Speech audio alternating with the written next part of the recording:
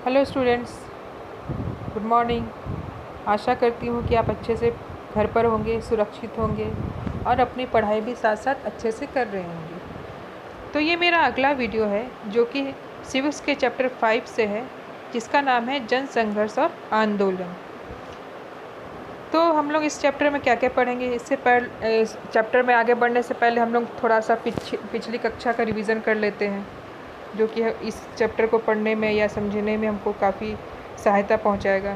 तो पिछले अध्याय में हमने पढ़ा कि लोकतंत्र में सत्ता का बंटवारा क्यों जरूरी है और सरकार के अलग अलग अंग तथा विभिन्न सामाजिक समूह कैसे सत्ता में हिस्सेदारी करते हैं। इस अध्याय में हम इसी पिछली चर्चा को आगे बढ़ाते हुए देखेंगे कि सत्ताधारी स्वच्छंद नहीं है, यानी कि जो सरकार में है वो लोग फ्री नहीं है कुछ भी करने के लिए। अपने ऊपर पड़ने वाले प्रभाव और दबाव से वो मुक्त नहीं रह सकते। लोकतंत्र में अमूमन हितों और नज़रियों का टकराव चलते रहता है। तो किसी भी लोकतंत्र में सभी लोगों के अपने अपने हित होते हैं और उनके बीच में टकराव चलते रहता है। लोगों के हित और सरकार के नज़रियों के बीच में भी टकराव चलता है। हितों और नज़रियों के इस द्वंद्व की अभिव्यक्ति संगठित तरीके से होती है। जिसके पास सत्ता होती है उन्हें परस्पर विरोधी मांगों और दबावों में संतुलन बैठाना पड़ता है। इस अध्याय की शुरुआत में हम जानेंगे कि कैसे परस्पर विरोधी मांगों और दबावों के बीच लोकतंत्र आकार ग्रहण करता है। इस चर्चा के क्रम में हम यह भी जानेंगे कि आम नागरिक विभिन्न तरीकों तथा संगठनों के सहारे लोकतंत्र में अपनी भूमिका निभाते हैं। अध्याय में हम राजनीति को प्रभावित करने के अप्रत्यक्ष तरीके यानी दबाव समूह और आंदोलनों की चर्चा करेंगे। इस तरह हम अगले अध्याय की बातों के लिए तैयार होंगे, जिसमें राजनीतिक सत्ता को राजनीतिक दलों के जरिए नियंत्रित करने यानी राज सत्ता को नियंत्रित करने के प्रत्यक्ष तरीके की चर्चा की गई है। तो इसमें हम लोग क्या देखेंगे कि केवल वोट दे करके हम लोग लोकतांत्रिक देश होने का या फिर लोकतांत्रिक देश के नागरिक होने का सबूत नहीं देंगे, बल्कि वोट देने के बाद भी हम लोग को ये भी ध्यान रखना होता है कि हमारे द्वारा जो चुने गए लोग हैं वो किस तरह से हमारे लिए काम कर रहे हैं।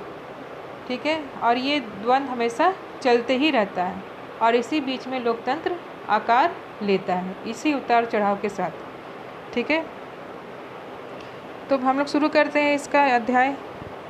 तो सबसे पहला टॉपिक है इसमें नेपाल और बोलीविया में जनसंघर्ष। नेपाल क्या है? हमारा एक पड़ोसी देश है जो आप लोग अपने मानचित्र में देखते ही होंगे कि कहाँ पर है वो। ठीक है, क्या आपको पोलैंड में लोकतंत्र की जीत की कथा याद है? हमने इसके बारे में पिछले साल कक्षा 9 की पुस्तक के पहले अध्याय में पढ़ा था। इस कहानी में हम लोकतंत्र की रचना में जनता की भूमिका याद दिलाती है। अब इसी तरह का हम लोग क्या करते हैं, आप लोग 9th क्लास का अगर पढ़ेंगे कहानी, तो पोलैंड में किस तरह से लोकतंत्र की स्थापना की गई थी उसके बारे में हम लोग पढ़े थे। अब आगे देखते हैं।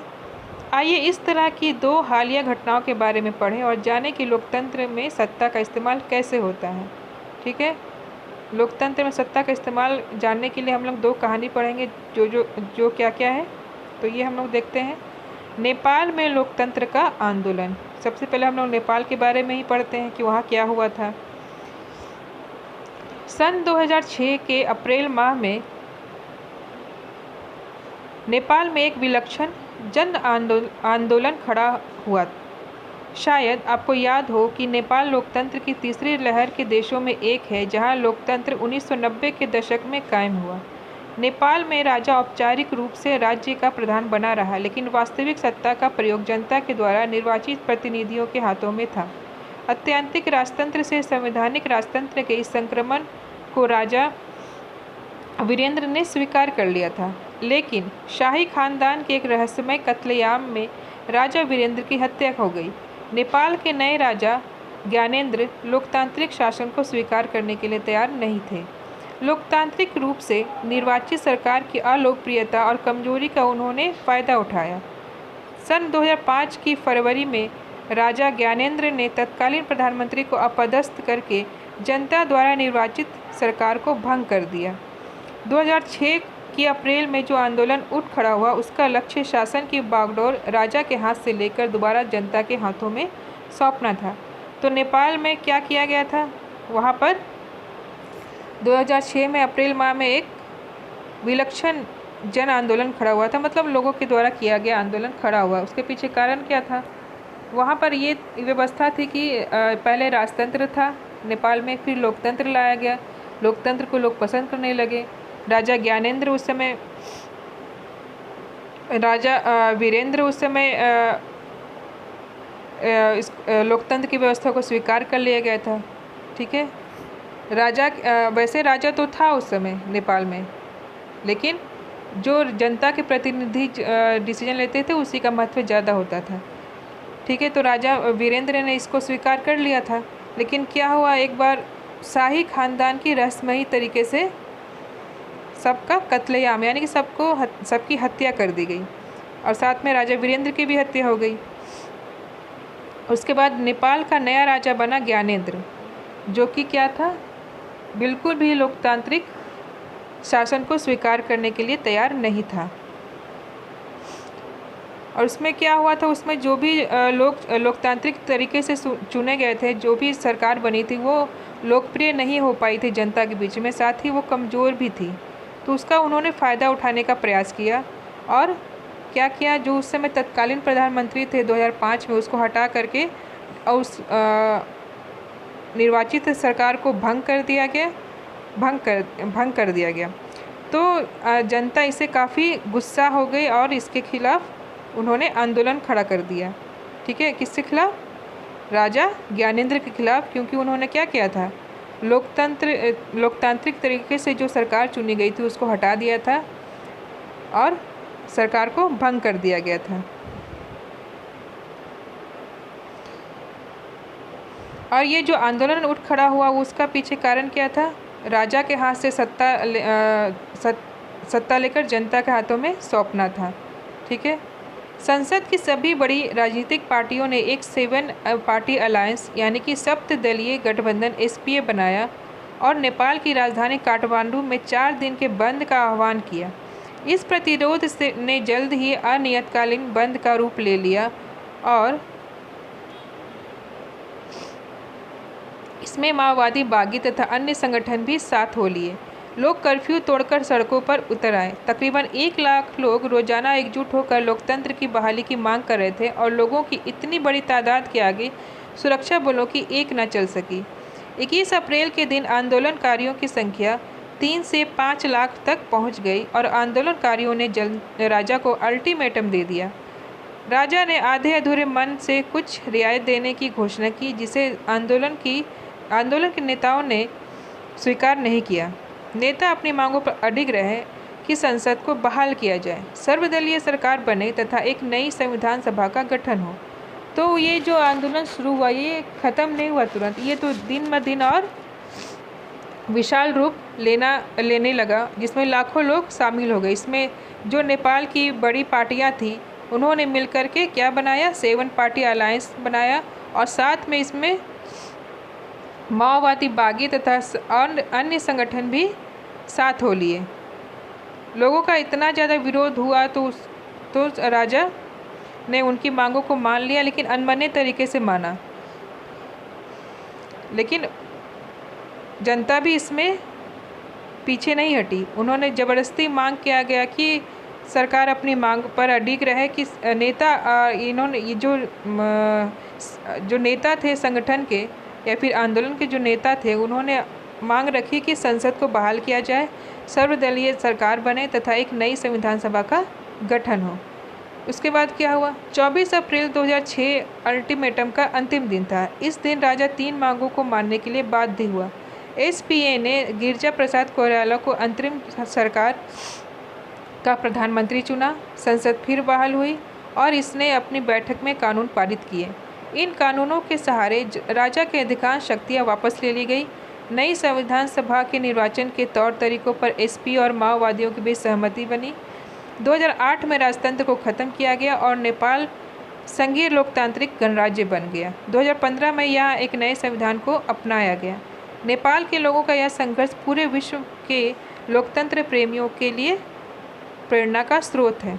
तो ये जो जन आंदोलन किया गया, इतने लाखों की संख्या में लोग खड़े हुए, आप यहाँ पर चित्र में देख सकते हैं कि कितने सारे लोग लगे हुए हैं। तो इन लोगों की मेहनत रंग लाई और नेपाल में दोबारा से लोकतंत्र बहाल हो गया। उसके बाद क्या हुआ, 2015 में यहाँ एक फिर नए संविधान को अपनाया गया। नेपाल में जो भी कुछ हुआ लोकतंत्र को बहाल करने के लिए यह पूरे विश्व के लिए एक प्रेरणा का स्रोत है। अब हम देखते हैं बोलीविया का जल युद्ध। नेपाल अथवा पोलैंड की कथाएं लोकतंत्र की स्थापना तथा उसके पुनरुद्धार की बातें बताती हैं, लेकिन जनसंघर्ष की भूमिका लोकतंत्र की स्थापना के साथ खत्म नहीं हो जाती। बोलीविया में लोगों ने पानी के निजीकरण के खिलाफ एक सफल संघर्ष चलाया। इससे पता चलता है कि लोकतंत्र की जीवंतता से जनसंघर्ष का अंदरूनी रिश्ता है। तो लोकतंत्र की स्थापना के साथ ही जनसंघर्ष का काम खत्म नहीं हो जाता, आगे भी उसका काम चलते रहता है। किस तरह चलता रहता है इसका हम लोग एक उदाहरण देख लेते हैं, जो कि बोलीविया से है। बोलीविया लातिनी अमेरिका का एक गरीब देश है। विश्व बैंक ने यहाँ की सरकार पर नगरपालिका द्वारा की जा रही जलापूर्ति से अपना नियंत्रण छोड़ने के लिए दबाव डाला। तो क्या है, एक लातिनी अमेरिका का गरीब देश था बोलीविया। तो यहाँ पर सरकार ने क्या किया, WHO द्वारा दबाव डाले जाने के बाद उन्होंने सरकार के द्वारा की जा रही जल आपूर्ति को बंद करके किसी प्राइवेट कंपनी को हाथों जल आपूर्ति करने का आदेश दे दिया गया या फिर अधिकार दे दिया गया। एक शहर का नाम है जहाँ पर कोचबम्बा शहर था, उसमें एक बहुराष्ट्रीय कंपनी को जल वितरित करने का या फिर जल का सप्लाई करने का अधिकार दे दिया गया। तो प्राइवेट कंपनी तो ज़्यादा पैसा लेगी, तो इससे क्या हुआ कि उनको जितना पैसा देते थे पहले उसका 4 गुना पैसा उनको देना पड़ा। ठीक है, क्योंकि वहाँ के जनता काफ़ी गरीब थी और उनका जितना बिल आता था उसमें से जैसे मान लेते 1,000 रुपया बिल आया, जबकि वहाँ का औसत आमदनी 5,000 रुपये ही थी। तो इसका लोगों ने काफ़ी विरोध किया और इसमें बहुत सारे लोग लग गए, जैसे कि श्रमिक, मानवाधिकार कार्यकर्ता तथा सामुदायिक नेताओं के बीच का गठबंधन किया गया। सब ने मिलकर इसका विरोध किया गया। लेकिन जब शुरुआत में इन्होंने विरोध किया था तो किसी प्रकार का मतलब ये जो हड़ताल किया गया वो ठीक से कामयाब नहीं हो सकी। फिर उसके बाद दोबारा फिर से आंदोलन किया गया। उस समय भी इसका पुलिस ने बहुत बेरहमी से इसका दमन किया गया। अप्रैल में एक और हड़ताल हुई और सरकार ने मार्शल लॉ लगा दिया, लेकिन जनता की ताकत के आगे बहुराष्ट्रीय कंपनी के अधिकारियों को शहर छोड़कर भागना पड़ा। सरकार को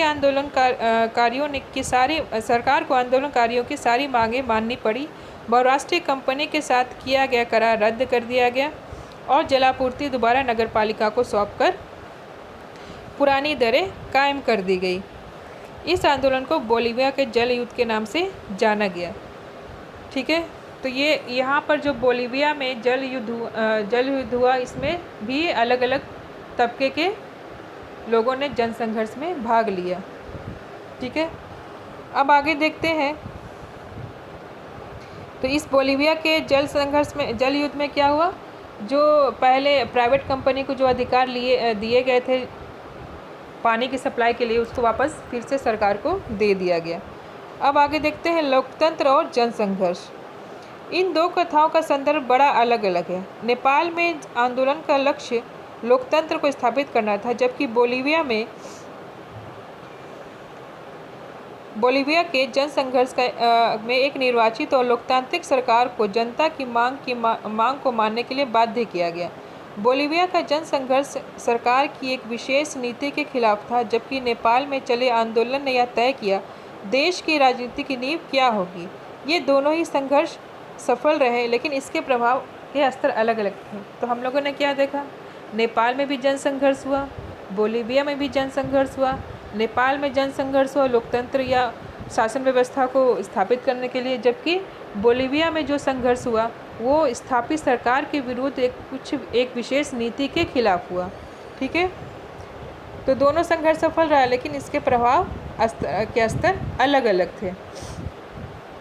इन अंतरों के बावजूद दोनों ही कथाओं में कुछ ऐसी बातें हैं जो लोकतंत्र के अतीत और भविष्य के लिए प्रासंगिक हैं। ये दो कथाएं राजनीतिक संघर्ष का उदाहरण हैं। दोनों ही घटनाओं में जनता बड़े पैमाने पर लामबंद हुई। जन समर्थन की सार्वजनिक अभिव्यक्ति ने विवाद को उसके परिणाम तक पहुंचाया। इसके साथ साथ ही हम यह भी देखते हैं कि दोनों ही घटनाओं में राजनीतिक संगठनों की भूमिका निर्णायक रही। अगर आपको कक्षा 9 की पाठ्य पुस्तक के पहले अध्याय की याद हो तो आप पहचान पाएंगे कि पूरे विश्व में लोकतंत्र विकास ऐसे ही हुआ है। तो इसमें हम लोगों ने देखा कि चाहे दोनों देश में चाहे जन संघर्ष का कुछ भी परिणाम निकला हो, लेकिन हम लोगों ने ये देखा कि लोगों ने इसमें बड़े पैमाने पर भाग लिया। अब हम देखते हैं कि इन दो उदाहरणों से कुछ सामान्य निष्कर्ष क्या सामान्य निष्कर्ष निकाल सकते हैं। लोकतंत्र का जन संघर्ष के जरिए विकास होता है। यह भी संभव है कि कुछ महत्वपूर्ण फैसले आम सहमति से हो जाए और ऐसे फैसलों के पीछे किसी तरह का संघर्ष ना हो, फिर भी इसे अपवाद ही कहा जाएगा। लोकतंत्र की निर्णायक घड़ी अमूमन वही होती है जब सत्ताधारियों और सत्ता में हिस्सेदारी चाहने वालों के बीच संघर्ष होता है। ऐसी घड़ी तब आती है जब कोई देश लोकतंत्र की ओर कदम बढ़ा रहा हो, उस देश में लोकतंत्र का विस्तार हो रहा हो अथवा वहाँ लोकतंत्र की जड़ें मजबूत होने की प्रक्रिया में हो।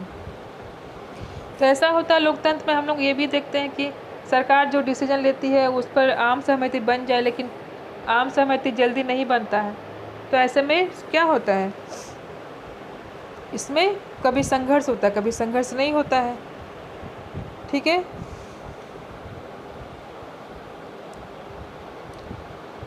आगे देखते हैं। लोकतांत्रिक संघर्ष का समाधान जनता की व्यापक लामबंदी के जरिए होता है। कभी कभी संघर्ष का समाधान मौजूदा संस्थाओं मसलन संसद अथवा न्यायपालिका के जरिए हो जाए, लेकिन जब विवाद ज़्यादा गहन होता है तो ये संस्थाएं स्वयं उस विवाद का हिस्सा बन जाती है। ऐसे में समाधान इन संस्थाओं के जरिए नहीं बल्कि उनके बाहर यानी जनता के माध्यम से होता है। तो कुछ विवाद जब होते हैं तो उसको या तो राजनीतिक संस्थाएं जैसे संसद वगैरह या फिर या फिर अलग संस्था न्यायपालिका के द्वारा सुलझा लिया जाता है। लेकिन अगर विवाद ज़्यादा गहरा हो जाए तो ये संस्थाएं भी विवाद के घेरे में आ जाती है। तब इस समय जनता के ही फैसले को ज़्यादा महत्व दिया जाता है, यानी कि जनता के माध्यम से ही समाधान निकल पाता है। ऐसे संघर्ष और लामबंदियों का आधार राजनीतिक संगठन होते हैं।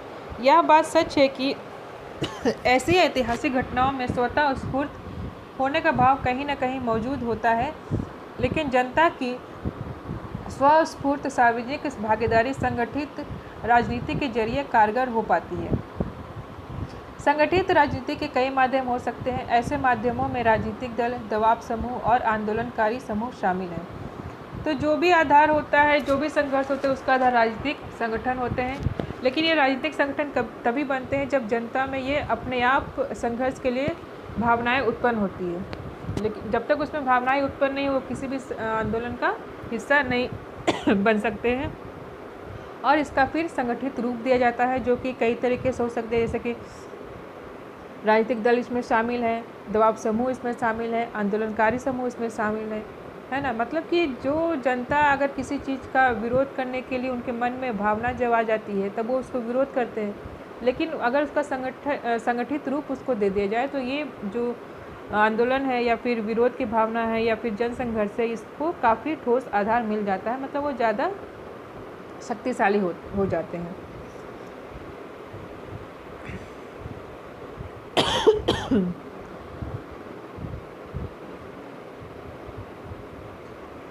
तो आज के वीडियो में बस इतना ही। काफ़ी लंबा वीडियो हो जा रहा है, इसलिए आज के वीडियो को इतना ही दूर में हम समाप्त करते हैं। इतना ही टॉपिक आज पढ़ा करके ख़त्म करते हैं। फिर अगला वीडियो में अगला टॉपिक पढ़ाया जाएगा। आप लोगों को समझ में आया हुआ आशा करती हूँ। ठीक, तो आज के वीडियो में बस इतना ही। Thank you.